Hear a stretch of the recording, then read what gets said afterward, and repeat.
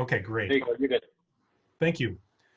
Well, appreciate it. So, again, my name is Trevor Joseph. I work for the city of Roseville. The reason I kind of have this slide here of a bunch of folks, some of you may know, these are, including myself, folks that worked at Department of Water Resources in the SGMA group, kind of from almost day one when this act was passed, just after the act was passed in 2014. And in part, it's hard to find good groundwater pictures, so I thought I'd go a different route, a different direction today, and show some colleagues or prior colleagues that worked on the act. But really, I also want to just remind myself, frankly, that a lot about what you're going to see is sourced from DWR. A lot of slides over the years that I put together or my colleagues put together, and a lot of the information comes almost straight from DWR. So with that, I'll get started.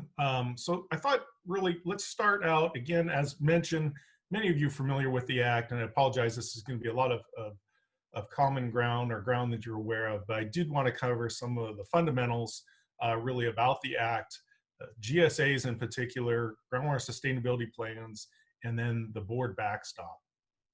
So I'll try to hit some of the highlights.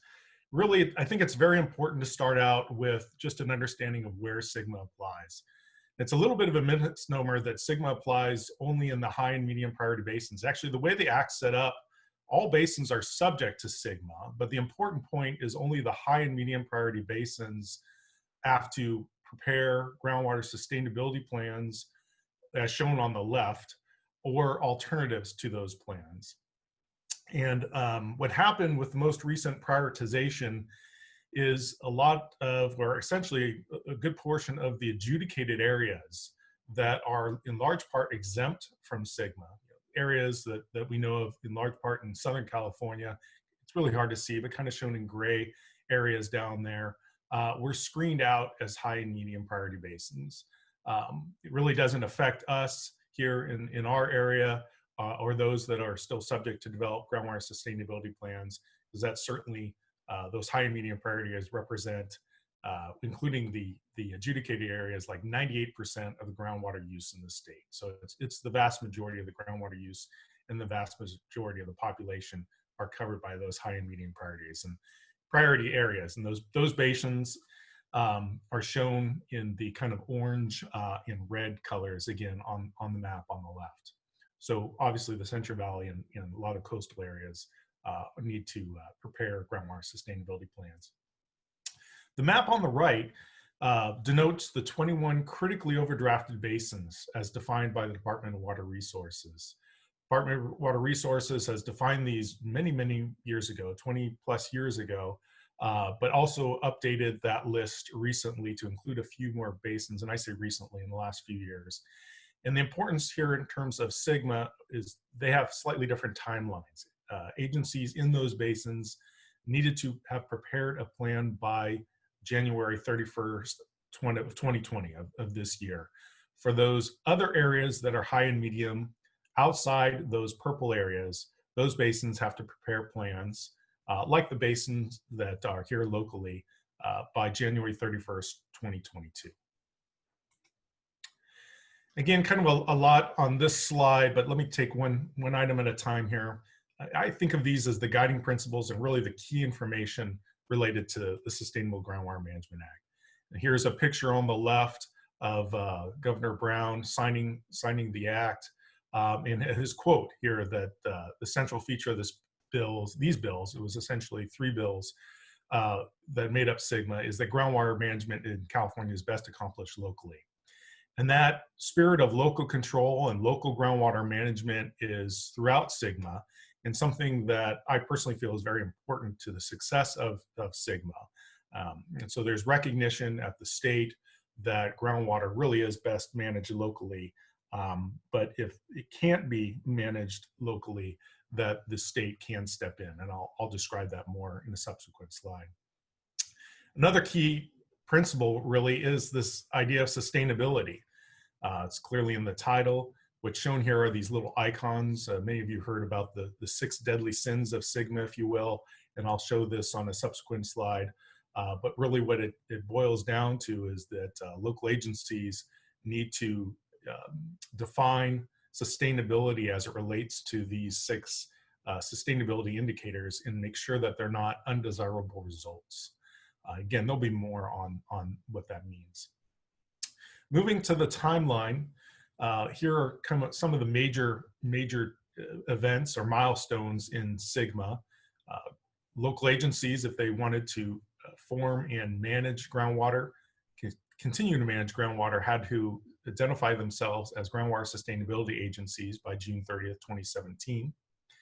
I mentioned the difference between critically overdrafted basins and those other non-critically overdrafted or higher medium priority basins, and their groundwater sustainability plan due dates are shown there again, either 2020 or 2022. But what this little timeline shows is another key point, that local agencies need to achieve sustainability within 20 years of adopting their plan. So they may already be sustainable. The state may agree with local agencies' interpretation that they are sustainable or that they're not. But the Act allows for 20 years for those local agencies to achieve sustainability. And there are 5-year annual reports and updates and a lot of additional details related to showing that, improving out sustainability over that timeline. And then finally on this slide, another really key important piece is the fact that there's multiple entities identified in the Act. There's Department of Water Resource that has the regulatory and assisting agency function. There's the aforementioned groundwater sustainability agencies, those local agencies that have really the lion's share of the work. Those agencies have to pull together plans and implement these plans to achieve sustainability. There's the State Water Resources Control Board, which is the enforcing agency. They're there if DWR makes a determination that plans aren't adequate, technically adequate, that the state board may deem those areas or those basins probationary. And then kind of this amoeba looking weird shape here includes stakeholders, and sometimes I still regret putting the figure together this way, but stakeholders that really encompass the entire process was the point of showing it this way, because they're clearly identified as a requirement of GSAs to seek and include input of all beneficial uses and users in the basin. And so they're certainly an important element clearly identified in the Act. So I mentioned those 6 deadly sins, those really, we call them sustainability indicators, and if they've passed a threshold where it's become significant and unreasonable, then it could be an undesirable result in the basin. And that there's a lot to that, but really these 6 undesirable results are chronic lowering of groundwater levels, reduction of groundwater storage, seawater intrusion, water quality degradation, land subsidence, and depletion of interconnected streams. And again, they're undesirable results when they're at a significant and unreasonable level, which is defined by the local agencies through a stakeholder-driven process. But then DWR needs to confirm that they feel that the local agencies have done enough work to and have enough data and analyze these properly, that they essentially that they agree with the local agency's definition at a local level, what constitutes potentially an undesirable result in each basin as it relates to these six items. Now, certainly some of these are not applicable in certain basins, and there's recognition that those undesirable results, or those sustainability indicators, if you will, then don't apply in certain basins. So moving kind of along, again, at the risk of repeating things a little bit, timeline by phase. I think it's important to kind of note where we're at in the SGMA process. And this is something DWR put together. It's not necessarily described in the Act this way, but really you can think of SGMA implementation as 4 phases. Phase 1 is that realignment of basins and establishment of basin governance. And I didn't mention this, but there was a regulation that allowed local agencies to adjust basin boundaries. And some of you are very familiar with that, but really it was kind of to make sure that a good, sound, and proper basin and sub-basin defined boundaries are set before SGMA really begins. And then the governance piece is that forming of groundwater sustainability agencies that occurred by June 30th of 2017. Phase 2 is where some of us are at, and others are already in phase 3, development and adoption of groundwater sustainability plans. And again, that depends on whether you're in a critically overdrafted basin or just a high and medium priority basin. Phase 3 is really the implementation then of those plans. So those critically overdrafted basins are implementing those plans. And I like to think of this really as through water budgets and outcome-based metrics. And I'll explain what that means in a subsequent slide. It's a pretty important point. And then finally, phase 4 is this era of where we are operating sustainably. We're managing groundwater basins sustainably. It must happen within 20 years of implementation. So therefore, it must happen throughout the state by 2040 and 42. All right, one last slide with some general background, and then I have a few other slides, but I want to highlight Department of Water Resources' role. It used to be characterized kind of as this dual role, engagement and assisting agency, and they do have a lot of, and have done a lot of work helping local agencies with data sets, with a lot of technical information, planning assistance, and then, as many of us know, financial assistance through different propositions focused on supporting SGMA, GSA formation, and GSP development. They're also a regulatory agency, regulatory in that groundwater sustainability plan regulations were developed through SGMA, and DWR has this role of evaluating the technical adequacy of these plans. But they really have a third role as well, and that may not impact all basins, but that is that they're also a stakeholder. There are many areas of the state where subsidence may impact, for example, the State Water Project or flood infrastructure, where DWR is also wearing a hat as a stakeholder. Now, they're very careful, I know, about firewalling these efforts into different groups as they play these different roles, but I just wanted to kind of highlight the multitude of roles that the state plays. All right, let's talk a little bit about GSAs. So groundwater sustainability agencies, and Rob will do a better job of kind of articulating where perhaps the North American subbasin is, because I know we're also talking in large part about the South American subbasin. So I don't mean to just highlight the North American subbasin, but this just kind of gives you an idea of how GSA formation took shape here in the North American subbasin. So there are 5 GSAs here, and they're preparing 1 GSP for this entire basin. And I'm just showing this kind of as an illustration of how local agencies can come together and how they plan to develop either one or a multitude of plans. In this case, 1 plan. And here's just a rough timeline that's been put together for these agencies to pull together their plan and submit it. This is, again, an old slide at DWR. I'll go through this animation real quick, but this just shows how GSA formation occurred over the as approaching the June 30th, 2017 deadline. And I think, to be honest, I think we at the state were surprised that GSA formation was such a success at that time. And I know I'm looking back a little bit, but the fact that 99.9% of the high and medium priority basins, and this is just showing a chronology on the bottom here, but that 99.9% of the basins were covered by GSAs by that deadline was just very impressive. And the blue indicates all those GSAs, filling out those high and medium priority basins. Hey, Trevor, just a quick time check, about 5 minutes left if you're able to. Great, thank you. So quickly moving to groundwater sustainability plans. So without getting into all the details of the regulations, because I believe they are 42 pages, they are fairly detailed, but it really kind of boils down to a series of information that DWR requires in order for them to evaluate the technical adequacy of these plans. It's, the who, the administrative information, as it sounds, it's fairly straightforward. The basin setting, this is the technical information for those geologists out there. This is the part that they really like to develop.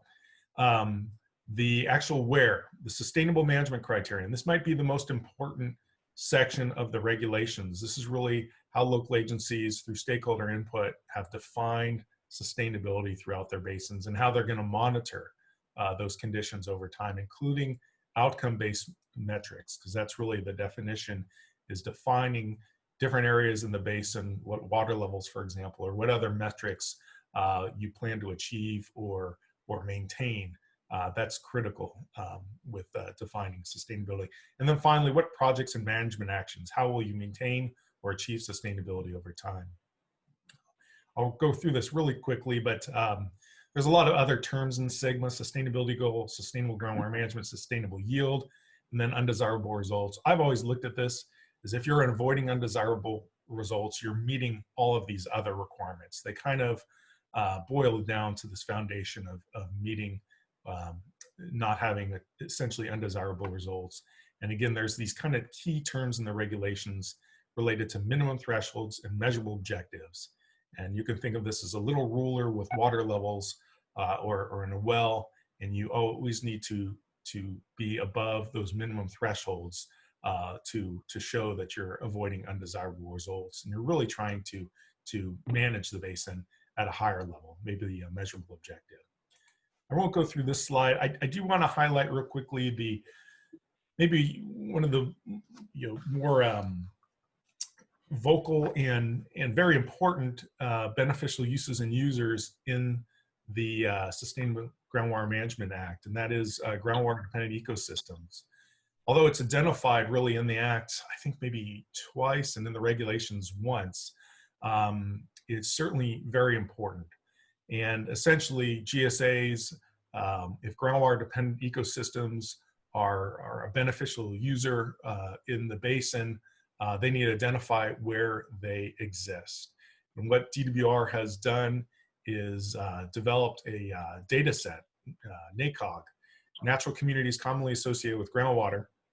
And essentially what GSAs can do is they can start with DWR's information or other information and apply their understanding of hydrology, groundwater levels, et cetera, and then boil it down to, or be very inclusive. I don't mean to sound like it's being boiled down to, but identify essentially where groundwater dependent ecosystems are in the basin. And again, DWR has developed some guidance here, as well as other entities like the Nature Conservancy. And again, I highlight this because I think it's going to be a very important stakeholder, a beneficial use, that we'll be looking at throughout the Sacramento Valley. I'm probably very short on time. I won't go through kind of the key levels, keys to an approved GSP, but they're listed here. This is coming straight from DWR. If you're interested, I can go back in questions and kind of hit on that. I do want to focus real fast on coordination and interbasin agreements. There's a lot of confusion sometimes what's required and what these are, intra versus inter. Intra is required if there's multiple GSPs. So again, not in the North American subbasin, but other basins have decided to prepare multiple GSPs in their basin, and it's therefore required that they do a coordination agreement. And then inter-basin agreements are optional, and those are across basin boundaries, as shown on the right. And they're optional. However, what I think you'll find as SGMA evolves is the recognition that it's very hard to define sustainability at a sub-basin level, and that even looking at the most recent PPIC report of some basins in their GSPs in the San Joaquin Valley, that a lot of emphasis in the future will need to be made at looking at how these GSPs work together in terms of cross-basin flows and coordination. And finally, I have just a few slides on the state board's backstop. So there's areas where the state board can get involved. They're shown here. Again, this is sourced from the state board. If no GSA formed, well, again, that in large part did not happen by 2017. So the state board was only very limitedly involved in only a couple of basins. If there's no plan developed by those deadlines, 2020 and 2022, and there's some additional nuances there in terms of what must be shown. But if no plans developed, then the state board can deem a basin probationary if they wish. By 2020, Actually, all the critically overdrafted basins had plans in place. So again, the state board did not get involved, did not deem any basins probationary. Plans fail and there's significant surface water depletion in 2025, the state board also has an opportunity to get engaged. And what I failed to mention to say here is DWR is reviewing plans that were submitted by 2020 right now, has 2 years to review those plans. And if they feel that those plans and make a determination that they're inadequate, that they fail technically to achieve sustainability, again, the state board can get involved. I think I have 1 or 2 more slides. There are fees and penalties associated with being probationary. If the board, again, deems a basin probationary for failing to meet SGMA requirements. There's kind of 2 different penalties, if you will. One is extraction reporting. And essentially, if there's no GSAs or the plans aren't achieved in time, the state board will require and essentially make sure every groundwater user is reporting volumes, extraction. So that's a little different than probationary. And the extraction reporting is something that the sense I've gotten from the state board is they will apply that universally, regardless of other circumstances, where probationary is something that they'll use a little more discretion. For example, if they deem a basin, or if DWR makes a determination that this plan's not likely to achieve sustainability, it's not automatic that the board will deem that basin probationary. They'll give some discretion as to whether they want to take some action. Excuse me. And that action would obviously be through a board meeting, and there'd be public noticing and so forth. And the board, ultimately, if they decided to take that action, would develop an interim plan that would really be focused on demand reduction. There would be no supply enhancement. It would simply be cutting pumping. And there would be fees associated with developing that interim plan and an unknown timeline for potentially returning that basin back to local agency use. So I think, I know that was quite a bit, and I probably went over my time, but those are kind of the highlights the way I see them. And again, I appreciate the opportunity to provide some overview again on some of the work that I've done in the past and continue to track. Appreciate it. Great. Thank you, Trevor. That was a great overview. Appreciate it. We have about 5 minutes if there are some questions or something folks want to better understand. If you do, just raise your hand or throw something in the chat.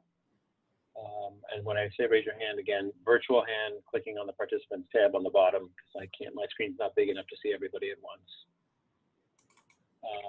Anybody? Yeah, Ron. A quick question.